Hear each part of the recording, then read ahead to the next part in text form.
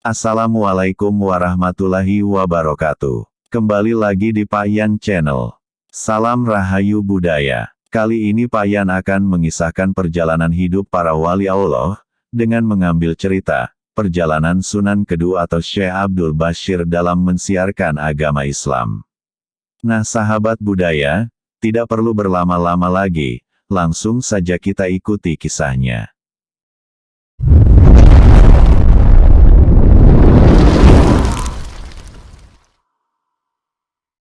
Sebelum melanjutkan kisah ini, Pak Yan ingatkan jangan lupa aktifkan tombol subscribe dan loncengnya untuk mendukung, agar channel Pak Yan bisa berkembang.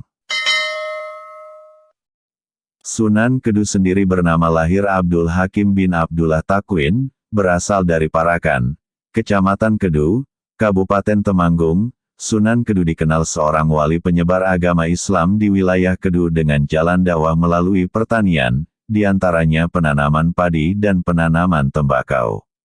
Guru-guru beliau di antaranya adalah 1. Abdullah Takwin atau Ki Ageng Makukuhan. 2. Sunan Kalijaga. 3. Sunan Kudus. Sunan Kedu merupakan seorang pendekar yang memiliki ilmu sakti dan bisa terbang menggunakan tampah dari anyaman bambu, sekaligus ulama dan wali yang menyebarkan agama Islam di kota Kretek, Kudus, Jawa Tengah.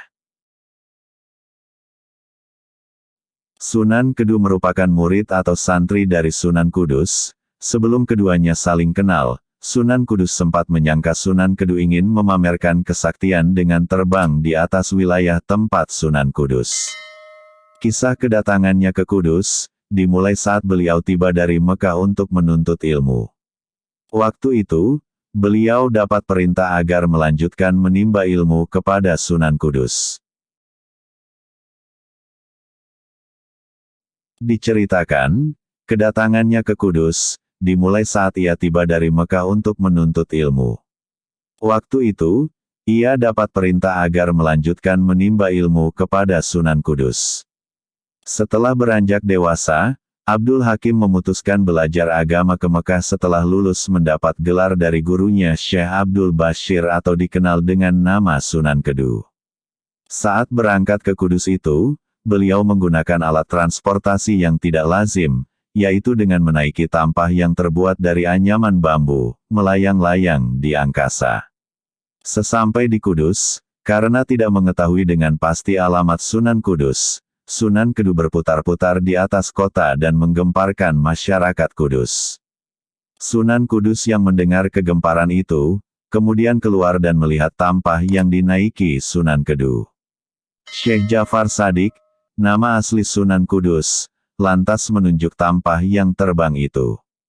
Seketika itu juga Sunan Kedu jatuh di tanah Jemberan atau becek. Tempat jatuhnya itu kelak dikenal sebagai Desa Jember.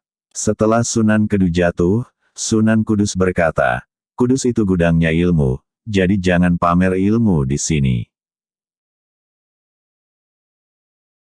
Setelah terjatuh, Sunan Kedu kemudian sadar bahwa yang dihadapinya itu Sunan Kudus.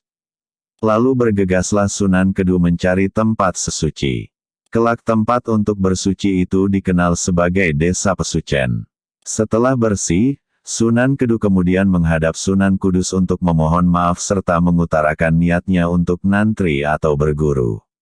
Sunan Kedu sendiri datang ke Kudus pada tahun 1576. Setelah jadi murid, Sunan Kudus diminta ikut menyebarkan agama Islam. Beliau memilih desa Gribik sebagai pusatnya. Di Gribik, Sunan Kudus dan muridnya juga membantu Sunan Kedu dalam mendirikan masjid. Masjid itulah cikal bakal Masjid At-Taqwa Sunan Kedu.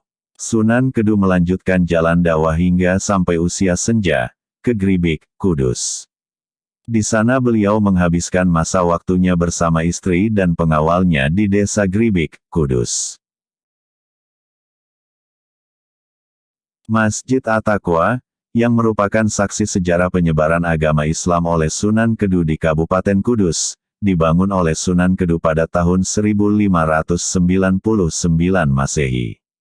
Adapun lokasi itu tidak jauh dari Masjid Sunan Kudus sekitar 3,8 km, di sanalah banyak bukti petilasan dan peninggalan Sunan Kedu. Peninggalan tersebut antara lain adalah Batu Kenong, Masjid Attaqwa Sunan Kedu, sumur sumber jaya hingga pusaka lainnya.